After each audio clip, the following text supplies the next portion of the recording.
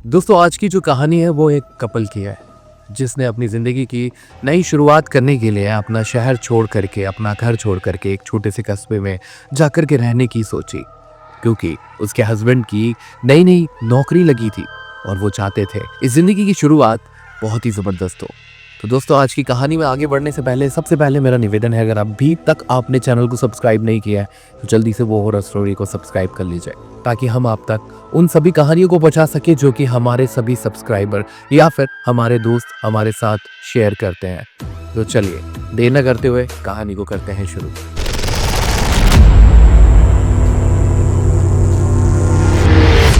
आज की जो कहानी है वो गीता और रमन की है। इन दोनों की नई नई शादी हुई थी और गीता चाहती थी कि एक जिंदगी की नई शुरुआत करी जाए। रमन ने भी बहुत पहले से एक एग्जाम दे रखा था और उस एग्जाम में रमन फाइनली पास हो गया था। उसका रिजल्ट आ गया, इंटरव्यू भी बहुत अच्छे से उसने क्रैक कर लिया। अब बारी आ गई थी जब रमन को अपना शहर छोड़ करके दूसरे शहर के अंदर जाकर के रहना था। रमन दूसरे शहर की तरफ निकल जाता है और वहां एक छोटे से कस्बे में रहने लगता है। अब ये अपना शहर छोड़ करके उस कस्बे में जाकर के रहने लगे थे। रेलवे क्वार्टर के पास में ही इनको एक पुराना बंगला जैसा मिल गया था। बहुत ज्यादा बड़ा नहीं था लेकिन उसे बंगला ही कहा जाता था और उस बंगले का नाम था 313। हालांकि ये नंबर नहीं था, इसको 3:13 कहा जाता था। वहां रमन ने जिस ब्रोकर से बात करी थी उसने ये घर दिखाया था और ये भी बताया था कि इस घर को 3:13 कहा जाता है। रमन ने पूछा था क्यों, तो बहुत ज़्यादा उसने नहीं बताया, सिर्फ इतना बताया कि रात में कभी भी ऊपर वाले कमरों में मत जाइएगा, मतलब ऊपर जो छत है उस पर बिल्कुल भी मत जाइएगा। हालांकि बंगला नीचे और ऊपर बना हुआ था। तो रमन ने जो कहा था कि हम बहुत ज़्यादा तो है नहीं, हम दोनों तो रहते हैं तो हम नीचे ही आराम से रह लेंगे। तो ब्रोकर ने भी कहा था कि कभी रात में छत पे मत जाइएगा। बस इतना बोल करके वो आ गया था। अब एक आध दिन अच्छा गुजरता है लेकिन इस अच्छे गुजरने में भी रात के 3:13 पे कुछ आवाज इन्हें जरूर सुनाई देती थी जिस वजह से इनकी नींद टूट जाती थी। मानो कभी कोई ग्लास गिर गया, मानो कभी कोई कुछ ठोक रहा है, कभी कोई गेट बजा रहा है। ऐसा इनको एक दो दिन में महसूस हुआ था और बहुत ज्यादा लंबा ही नहीं चलता था, थोड़ा सा ही था। शुरुआत में जब गीता और रमन को ये बताया गया था तो गीता और रमन ने इस बात का मजाक बना दिया था क्योंकि ये लोग इन चीजों पे ज्यादा यकीन नहीं करते। अब ये धीरे धीरे हरकतें बढ़ने लगती थी। एक दिन गीता जब रात को सो रही थी उसे महसूस हुआ कि सीढ़ी से कोई नीचे उतर रहा है जिसके पायल की आवाज साफ साफ गीता सुन पा रही थी।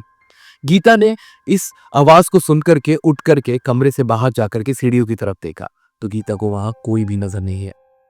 अब गीता आकर के वापस सो जाती है। दूसरे दिन यही बात वो रमन को बताती है। रमन ने कहा कि कई बार मैंने भी ऐसा कुछ महसूस तो किया है, जरूर इस घर के अंदर कुछ ना कुछ तो गड़बड़ है। तो वो इस बात को पड़ोस में रहने वाले एक अंकल से पूछते हैं। उन्होंने बताया कि ये जो बंगला है, ये बंगले के अंदर बहुत सारी ऐसी हरकतें होती रहती है। कई सारे लोग इसके अंदर रहने आए थे लेकिन वो घर छोड़ करके भाग गए थे। बस अब रमन ने ये बात करी, उसके बाद रमन को ऑफिस जाना था। फटाफट रमन ने अपना सामान जो भी रखता था वो बैग वैग उठाया और ऑफिस निकल गया। अब एक दिन गीता और रमन घूमने के लिए बाहर गए थे। जब वो दोनों वापस घर पहुंचे तो घर के अंदर उन्होंने एक बहुत ही अजीब बात देखी। उनके घर की घड़ी उल्टी चल रही थी। क्योंकि हम भी कहीं घूमने जाते हैं उसके बाद जब भी घर आते हैं या तो अपने मोबाइल के अंदर या हाथ में हम घड़ी एक बार देख लेते हैं, लेकिन जब वॉल के ऊपर होती है तो हमारी नजर एक बार उस घड़ी की तरफ जरूर जाती है। वैसे ही इन दोनों की नजर गई थी और इस बार वो घड़ी उल्टी घूम रही थी। ये देख करके ये दोनों बहुत हैरान हो गए थे। मन के अंदर एक आवाज जरूर आती कि छोड़ दें इस घर को, निकल जाते हैं यहाँ से, लेकिन एक आवाज और होती है कि जाएंगे तो जाएंगे कहाँ। अब धीरे धीरे ऐसे ही करते इन्हें 15-20 दिन हो चुके थे इस घर में रहते रहते। ये बहुत सारी चीजों से हैबिचुअल हो गए थे। इन्हें बहुत सस्ते में ये घर भी मिल गया था। एक दिन रमन रात को उठ करके आईने में देखता है और रमन आईने में देखते हुए पाता है कि सामने जो व्यक्ति है वो स्माइल कर रहा है, यानी कि उसका ही प्रतिदिन सामने स्माइल कर रहा है, लेकिन रमन नहीं कर रहा। गीता जब ये उठ करके देखती है और वो आवाज लगाती है रमन को तो रमन बंगाली में बोलने लगता है, जबकि रमन को बंगाली नहीं आया करती थी। ये सुनकर के गीता बहुत ज़्यादा हैरान हो जाती है। वो बहुत तेज़ चिल्लाती है और रमन के पास जाकर के रमन को हिलाती है। रमन ऐसे उठता है और देख कर के पूछता है, "क्यों, क्या हुआ?" तो वो बोलती, "तुम बंगाली बोल रहे थे।" तो बोलता है, "नहीं, पर मैं यहाँ कैसे आया?" मतलब रमन अपने होश में ही नहीं था।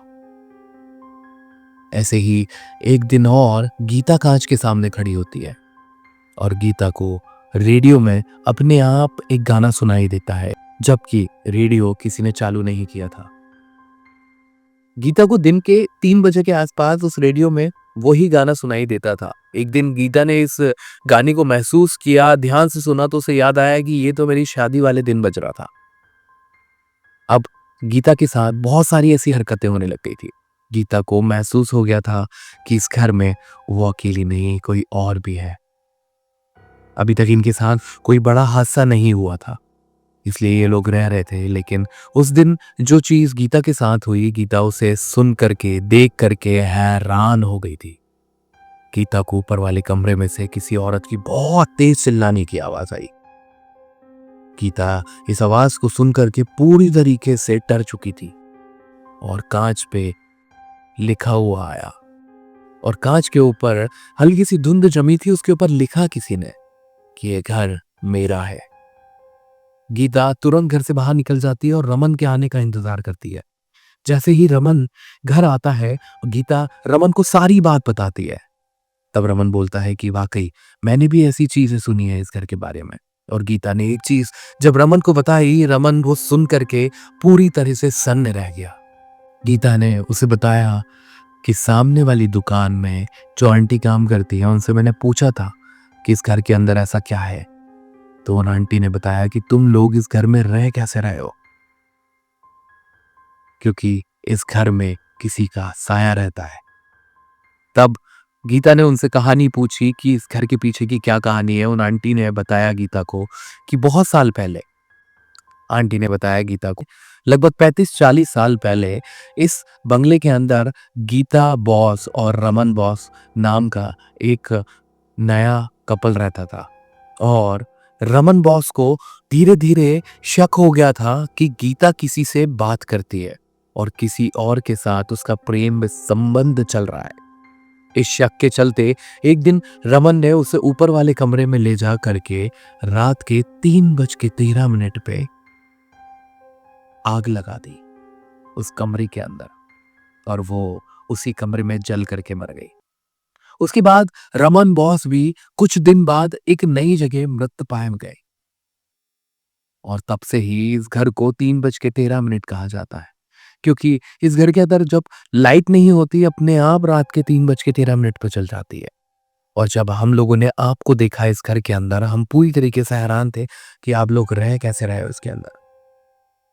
लोग इतना डरते हैं इस घर से कि वो आकर के आपसे कभी बात भी नहीं करेंगे। जब आपने आकर के मुझसे पूछा तो मैंने ये सारी चीजें आपको बता दी। अब क्या था, गीता पूरी तरीके से डर चुकी थी और दुकान वाले को जब गीता ने बताया कि मेरा नाम गीता है और मेरे पति का नाम रमन है, तो दुकान वाली भी पूरी तरीके से हैरान हो गई थी। और जब ये पूरी बात गीता ने रमन को बताई, रमन ये सुनकर के पूरी तरीके से डर गया था। हालांकि रमन को ये लग रहा था ऐसा तो नहीं उनको हमारा नाम पता हो, लेकिन जो हरकतें अंदर हो रही थी उससे एक बात तो साफ थी कि वो उस घर के अंदर अकेले नहीं रह रहे थे, कोई और भी था। तभी रमन ने अपना फैसला लिया कि अब हम इस घर के अंदर नहीं रहने वाले और रमन ने कुछ लोगों को वहां बुला करके अपना पूरा सामान उस घर में से निकालने का फैसला कर लिया।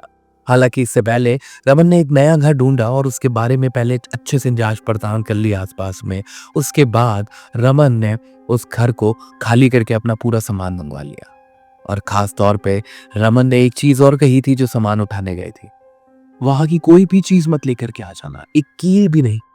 रमन बताते हैं कि अगर शायद उस घर से वो लोग नहीं निकलते तो ना जाने कौन सा हादसा उनके साथ हो जाता। हालांकि वो बहुत लकी थे या ऊपर वाले का आशीर्वाद था, ऐसा क्या था कि उनके साथ कुछ ऐसी अनहोनी घटना नहीं हुई, लेकिन इस घटना ने उन्हें अंदर तक हिला करके रख दिया था। ये घटनाओं के साथ वो कैसे वहां रह रहे थे, रमन बोलते हैं हमें भी नहीं पता। शायद हो सकता है कि काम का प्रेशर और नई जिंदगी की शुरुआत और नई जगह जाकर के वहां मकान ढूंढना, इन सब की टेंशन में शायद हम अपने दिन काट रहे थे। लेकिन हमें सही सलाह मिली ऊपर वाले की और हमने उस घर को खाली कर दिया। तो दोस्तों, अगर आपके पास भी कोई ऐसी खबर हो या ऐसी कहानी हो तो मुझ तक ज़रूर पहुँचाएँ। वो कहानी मैं सारे दोस्तों तक पहुँचाऊँगा। देखते रहिए वो हॉरर स्टोरी। जय श्री राम।